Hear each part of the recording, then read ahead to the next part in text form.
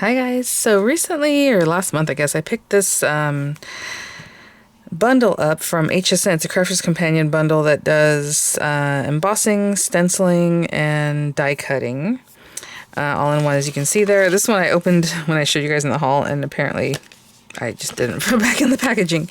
And of course that's what I'm going to use because I love roses, so that's where we're going to go with that. If this bundle is still available, I'll link it in the description box. That would be an affiliate link, which means I'll make a small commission if you purchase items to those links, possibly embed in the video here. If you just click on, I think it might even just show the product, or might say shop products or something like that. There might be a little shopping bag around here, but definitely towards the top of the description box, the links will be there. And yeah, I don't know, because right now when I picked this up, I'm like, what happened to the thing? Because I got it like this, I'm like, oh, this one's empty. And then I had to go look through my stuff that I always put my things that I'm going to review in a, little basket. And I found them there, and I was like, I don't remember, why is there a stencil for the part that you're going to cut out? If you're going to cut this out, it makes a frame, and there's going to be paper behind it, ostensibly, if you're thinking that way. What does this do? I guess you don't have to cut it out. Right? You can color this, and maybe that's what we'll do today, so that there's a reason for the stencil, because if you cut this out, there's no reason for the stencil. I mean, I guess we can stencil that so it looks cool, and then you have the embossing, but then there's really no reason. So I guess it's use this or use this. I don't know if you want to, I don't know why you would use this if you cut this piece out. That's all I'm trying to say. So I guess that's what we'll do. So let me measure this and see. This might be a quick tutorial, because, I mean, what are you going to put in here? A sentiment? Maybe stamp something? I don't know, guys. I really have no idea. 5.5 inches. I saw it. I thought it was cute. And yeah, now I'm questioning myself here.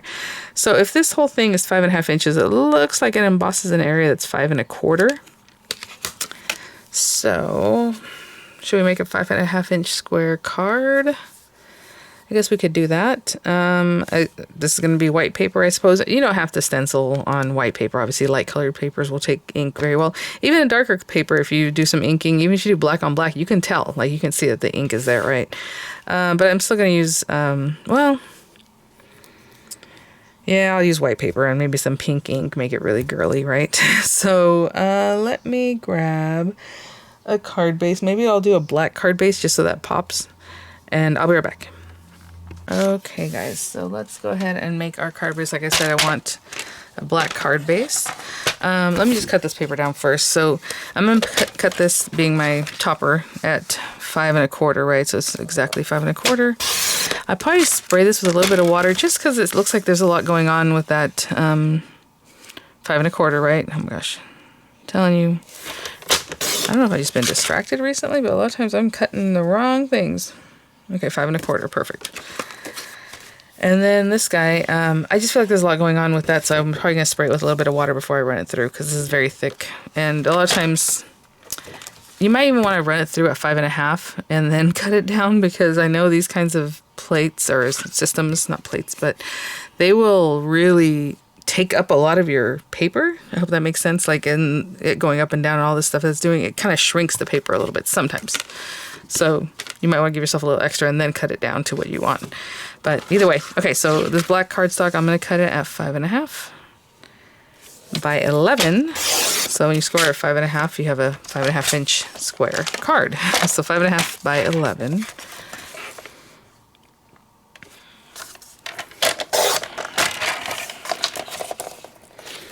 Okay.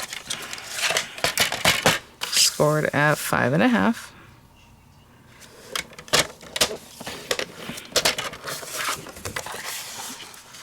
Oh, okay. Okay. So although this card will have texture, it's going to be very plain. So I might pop some rhinestones on it or something like that. But I think other than that, there's not going to be too much going on. Okay, so we have that. We have this. We have this. I assume that this is the 5.5 inch square. Yeah, it is. So I'm just going to center it here as much as I can, like what I think looks good for the cardstock. That is 5.25 inch, remember? And should we tape it a little bit? I could use my grip mat, but I'm just going to put tape on here. And let's find some pink. These pinks. Okay. Just something cute. And maybe we'll do a couple. Oopsie. I don't know what that was. Maybe I'll start with this really light pink. And again, my brush is always, you see it has ink on there from before, so it's pretty much always having ink that reconstitutes itself, and that's okay. So that's why you're seeing it much brighter. So let's do that. I'm leaving the center a little bit open. And then let's go in with maybe some berry, something a little bit darker, just on the very edges. That's what I'm going to try to do. Oopsie. That drive you nuts when you go in with your brush or whatever it is, and you just hit it really hard and you're like, ah, that's not what I wanted. So you always want to start on the edge of your stencil and kind of bring it in. If you see that there's a lot of ink out there, it's because I'm out there bringing it in, right? You saw what happened over here when I just kind of went for it and then just did that. So let me try to blend that. Now it's going to be much darker, even though that's not what I was going for, because I'm trying to blend my oopsie. Okay. Something like that. Okay. And while I have this on here, I think maybe I'll stamp a sentiment. I'm going to have to find something to do that with. Let's see.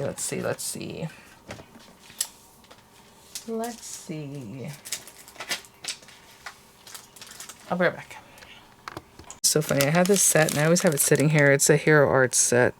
Oh, by the way, Spellbinders bought Hero Arts, and I don't know that I talked about it very much. So just know that.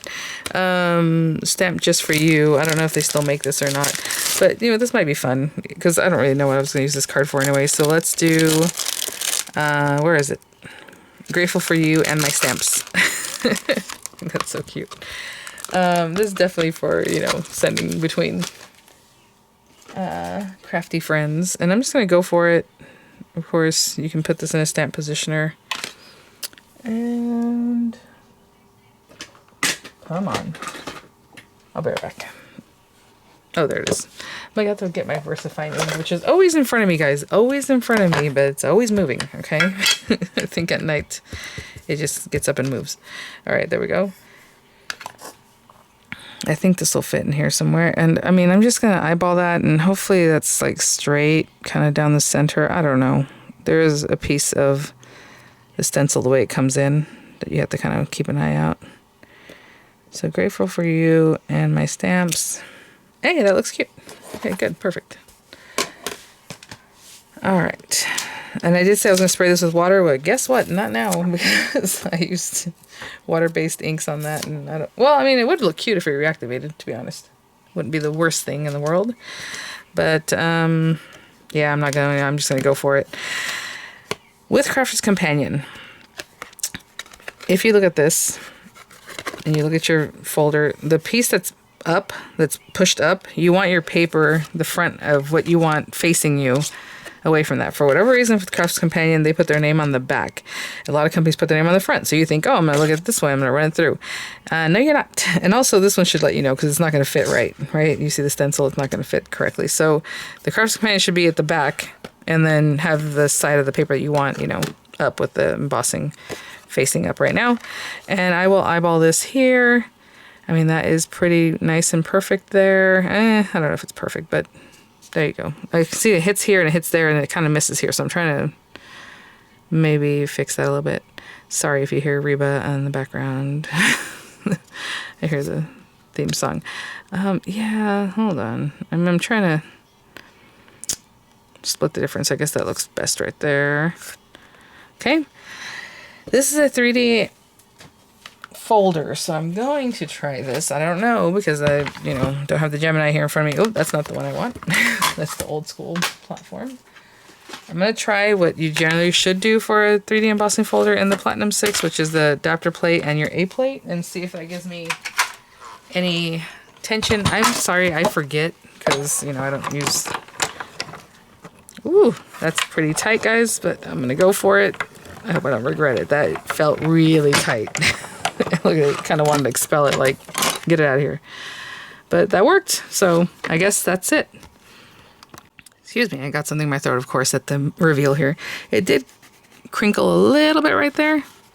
But again, it felt super, super tight. So maybe next time I would do a typical embossing folder sandwich and then just add some shim layers, maybe a couple pieces of cardstock, because that felt really, really uncomfortably tight. Like, I didn't feel comfortable with that. And I always tell you guys, do, you know, the least amount of pressure to get the job done. I'm going to try to get those wrinkles out. I don't think it's going to happen, but you can always try. I don't want to make it look worse, but I'm just trying to flatten that out. You can probably do it from the back too, you know.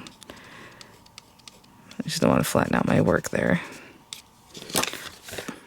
Okay. Well, that's what it is. Oh, and there's another one over here. Again, that's kind of why I wanted to spray it with water, but you know, why I didn't do that. I will say, okay, so there's a couple tips, right? Do the least amount of pressure that gets the job done. And also, that's really pretty.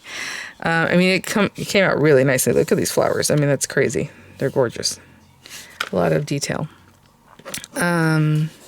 So least amount of pressure to get the job done. And then also, oh, this is the other thing. This was very heavyweight cardstock. So if it was a thinner cardstock, it might, you know, have accepted it less tight. So there's lots of variables that you can manipulate.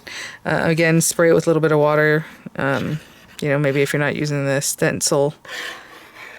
And again, I did the stenciling first because I just feel like that's easier once it's not all lumpy and bumpy, right?